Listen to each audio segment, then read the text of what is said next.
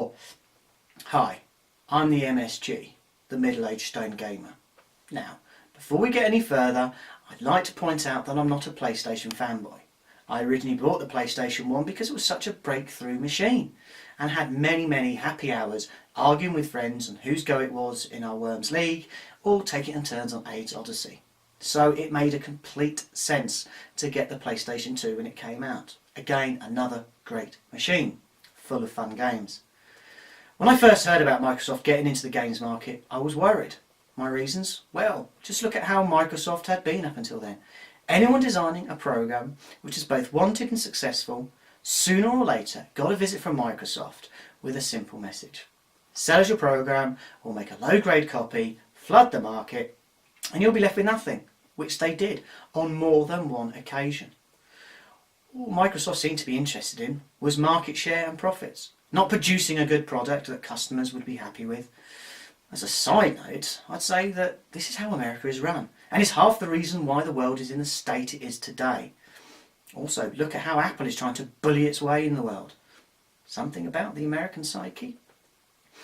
I still remember when I first went to my friends to have a go on the Xbox. It was during a loading screen I noticed the noise. I turned to my mates and asked what it was, not thinking that they lived near an airport or that their washing machine was on full spin. By their sheepish looks, I knew it was something else. Then they told me it was the Xbox. Then they showed me the power pack. I couldn't help but laugh and say I told you so. But don't get me wrong, there are great things about the Xbox. The controller for one. Coming so late into the market, they were able to do a lot of testing to get an amazing controller, even if it was connected to the Xbox by Charles Shoelace. The main thing though that Microsoft got right was online play. I was quite new to this, so when I heard that you had to pay for it, I thought, here we go again. But it was a good experience, an expensive experience, but a good one. Thus, Microsoft had their first game machine. Not bad, not as good as the PlayStation 2 for the plethora of gaming types, but not bad. So, we move on to the PlayStation 3 and the Xbox 360. By now, I decided I wanted the PlayStation 3. I could play all my old games on it, and it was going to come with a Blu-ray player, which was a must for me. I love movies, and as we all know, HD is beautiful. So I decided to wait, which was hard work. A whole year of hearing how good the 360 was, how it came with a wireless controller. Admittedly, ruining the controller slightly, making it heavier and using cheap-ass nasty rechargeable batteries. Again, as I saw it, cutting corners to make as much profit as possible. Unlike Sony, who seemed to always want to produce a quality product. Once I finally got my hands on my mate's PS3, I was blown away. I skived days off to play Elder Scrolls. Mates would all try and show who was the fastest on Motorstorm.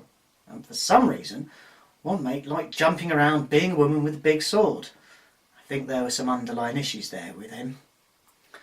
Plus, I got to watch Blu-rays. And region-free Blu-rays too. So I could get my Tartanasia from Asia. Always more hardcore than the versions you got over here. It was an all-in-one entertainment system. What Microsoft seemed to be doing now. Sorry Xbone, Sony got there first. I then started to hear about the Red Ring of Death. To say I laughed at my mates was an understatement. I'd said all along that Microsoft were only interested in profit. And now here seemed to be the proof. I could almost imagine the board conversation. The designer offering a choice of circuit board or chip. And all Steve Ballmer could say is, use the cheapest. You could almost imagine the poor designer trying to come back with, oh, this one's more stable, and then this, and then just being cut off by Stevie Boy again. I don't care. Use the cheapest. If it breaks down, even more profits for me. And then steepling his fingers and laughing mechanically. Okay, the last bit's made up, but you can see how it went. Now, how long did it take Microsoft to realise what a problem and PR disaster the Red Ring of Death was? Months and months and months and months, during which time I had friends who gave up waiting for it to be mended, or would be told that it couldn't be mended, going out and buying a second Xbox, all playing into Stevie Boy's hands. finally, after months of royally sodomising the whole Xbox community, they changed the rules, mended the machines, and then offered their extended 2-year warranty. As you've probably guessed by now, I had a lot of fun at the expense of my mates, saying "I told you so" and whatnot. Then one day, after work, I switched on my PS3 and it started up and goes beep beep beep and shuts down. The sinking feeling I had in my stomach was not good. My PS3 had the yellow light of death, which I just started to hear about.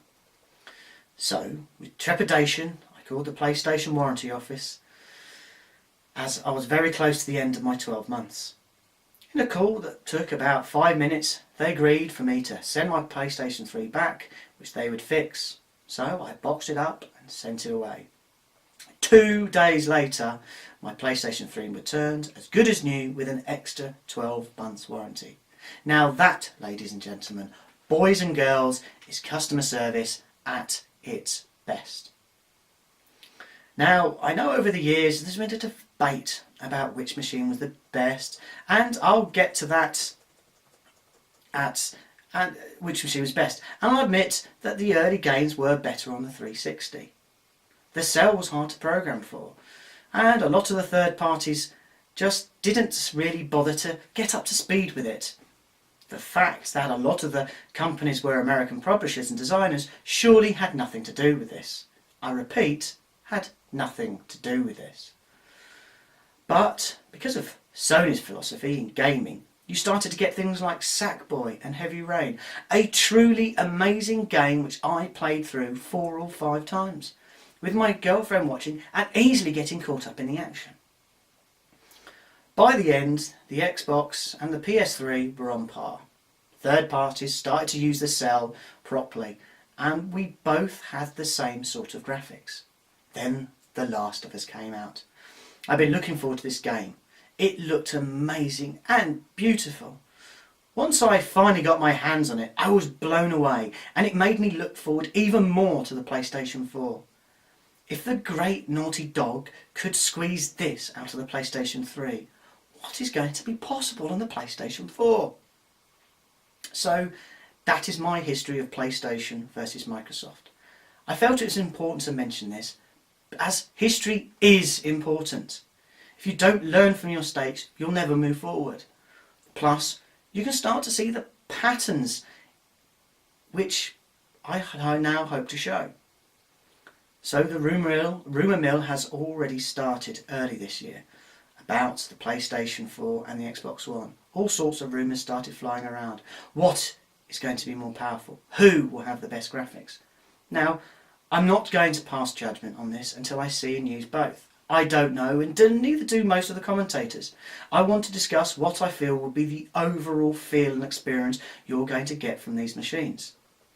Like everyone else, after I saw the initial Xbox launch, I was dumbfounded and looking forward even more to the PlayStation 4. Let's just look at some of the major problems. Number 1, always on. This just goes to show what disdain Microsoft have for anyone outside the US. Even here in the UK, plenty of my friends who live in the sticks don't get a great signal. So this was a no-brainer. So for Microsoft not to understand this proves, in my eyes anyway, that they neither care nor thought about anyone else outside their own borders. This feeling is backed up by what Don Matrick had to say when this was brought out to him. You don't like it? Buy a 360. What? Was he serious? How much had Sony paid him to shoot himself in the foot like this? Now, this has been changed because Microsoft is listening to consumers. They had to. A deaf man on the moon would have heard all the negativity about that. Number 2, camera always on. Again, showing that they never really considered the end user, especially after the furore of finding out how much Microsoft had collaborated with the US government. So when they said, "Hey, trust us," it just reminded me of Saddam sweet-talking Satan in the South Park.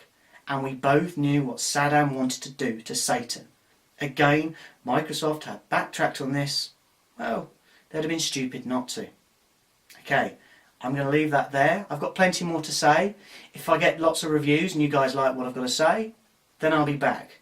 Until then, take it easy.